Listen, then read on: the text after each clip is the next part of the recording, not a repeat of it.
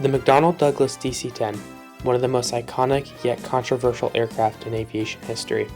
Designed in the mid-1960s, the DC-10 was a wide-body trijet that revolutionized air travel but faced significant challenges along the way. This is the history of the DC-10.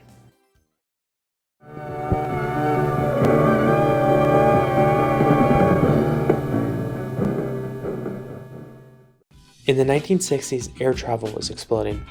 Airlines were faced with overcrowded airports and an increasing demand for long-haul flights. McDonnell Douglas, formed from the merger of McDonnell Aircraft and Douglas Aircraft in 1967, saw an opportunity. The Boeing 747 was massive, but it couldn't operate at smaller airports like New York's LaGuardia. Airlines, specifically American Airlines, needed something smaller yet capable of carrying more passengers over long distances without sacrificing comfort. The DC-10 was designed as a wide-body replacement for the aging DC-8, featuring its distinctive three-engine layout, one under each wing and one mounted on the tail. Our cameras are now showing you scenes of the DC-10 passenger cabin mock-up. It is almost 20 feet wide with an 8-foot-high ceiling. 3 pairs of wide lounging chairs are in each row of the forward first-class sections. 2 aisles run the length of the cabin, which is separated into 3 room-like sections, with 4 pairs of seats across in the coach section. No passenger is more than 1 seat from the aisle. The DC-10 provides passengers with large windows. Closed compartments above the window provide storage space for personal carry-on baggage. Development of the DC-10 began in the late 1960s. The DC-10 measured 182 feet in length with a wingspan of 161 feet. The plane was powered by 3 General Electric CF6 engines, giving it a maximum takeoff weight of 430,000 pounds and a cruise speed of Mach 0.88. The program was officially launched in 1968 after large orders for the aircraft came in from American Airlines and United Airlines, ordering around 55 aircraft total.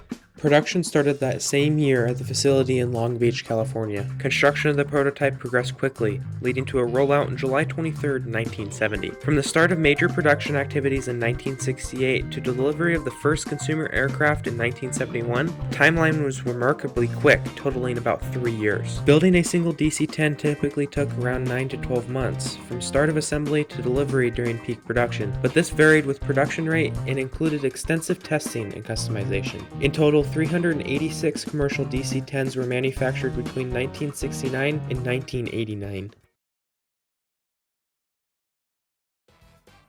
The McDonnell Douglas Long Beach facility where the DC-10 was designed, assembled, and delivered was one of the largest and most advanced aircraft manufacturing complexes of its era.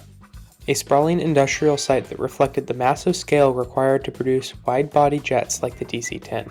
Originally developed by Douglas Aircraft in the early 1940s as part of wartime, the plant grew dramatically over the decades. By the time McDonnell Douglas took over after the 1967 merger and ramped up DC-10 production in the late 1960s to early 1970s, the facility occupied roughly 240 acres. This included multiple interconnected buildings for assembly, engineering, offices, and support functions. The total covered floor area during the DC-10 era reached approximately 3 million square feet across 18 major structures. Key assembly buildings alone were enormous. For example, building number 13, a primary final assembly hangar, measured about 1,320 feet long by 300 feet wide, providing 471,440 square feet of high bay space, big enough to handle multiple wide-body aircraft in various stages of completion at once. This vast scale allowed for efficient, high-volume production. Major fuselage sections arrived by barge from subcontractors, wings and tails from other suppliers, and engines from GE or Pratt & Whitney. The facility's size enabled parallel assembly lines, extensive quality control stations, and room for the specialized jigs or fixtures needed to mate the DC-10's massive components. At peak, it employed thousands of workers operating around the clock, turning out hundreds of DC-10s between 1970 and 1989. The Long Beach plant's sheer footprint and infrastructure made it possible to deliver the first customer aircraft in just a few years after program launch, a remarkable feat for such a complex wide-body jet.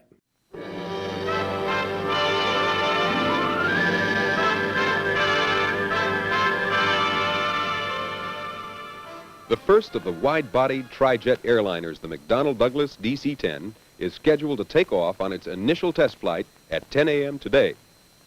Just a short distance away on the flight ramp, final preparations are underway. When veteran test pilot Cliff Stout and his crew take off in the DC-10, it will be a visual representation of an investment of more than $1 billion of private capital by the McDonnell Douglas Corporation. On August 29, 1970, the DC-10 took to the skies for the first time. It flew from Long Beach Airport to Edwards Air Force Base in California. The flight lasted 3 hours and 36 minutes, reaching a top speed of 300 knots and an altitude of 30,000 feet. Piloted by Clifford L. Stout and a crew of 3, they tested basic flight characteristics, aircraft systems, and even performed some stalls. This marked the debut of the first wide-body trijet, a milestone in aviation. Just a year later, on August 5, 1971, American Airlines introduced the DC-10 into commercial service. American became the largest operator, flying 55 DC-10s. Other airlines like United, Delta, and Continental quickly followed. The aircraft's spacious cabin and advanced features like quieter engines and inertial navigation systems made it a hit with passengers.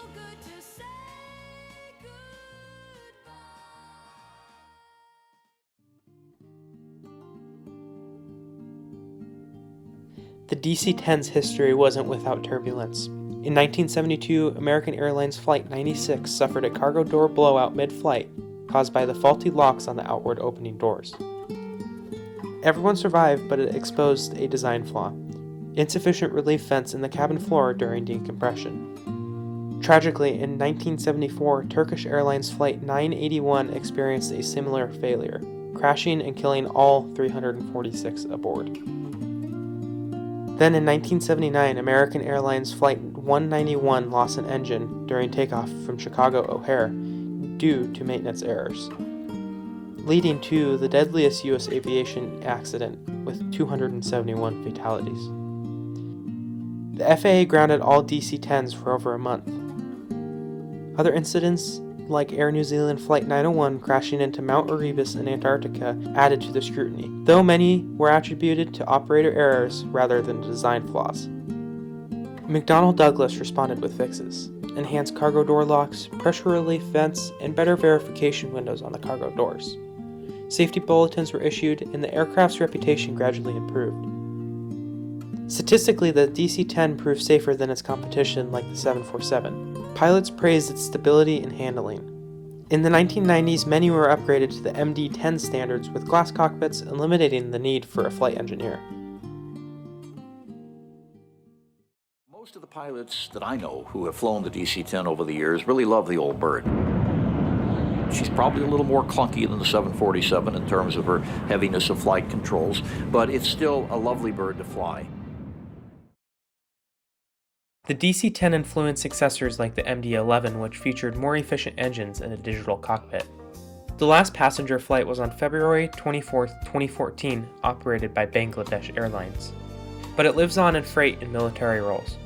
As of 2024, operators like 10 Tanker Air Carrier and the U.S. Air Force continue using them for cargo, firefighting, and refueling. With the DC-10's era winding down, retirements are accelerating. FedEx phased out its last in 2021. The DC-10's tri-jet configuration and wide-body concept influenced later designs, including the MD-11, which Boeing inherited after acquiring McDonnell Douglas. Many of its lessons in wide-body efficiency, cargo door safety, and long-range performance shaped modern twins like the Boeing 777. Despite its challenges, the DC-10 carried hundreds of millions of passengers and helped shape long-haul travel in the 1970s and 1980s. From its innovative design to its rocky safety record, the McDonnell Douglas DC-10 shaped modern aviation. It boosted economies and pushed engineering boundaries. Though controversial, its story is one of progress.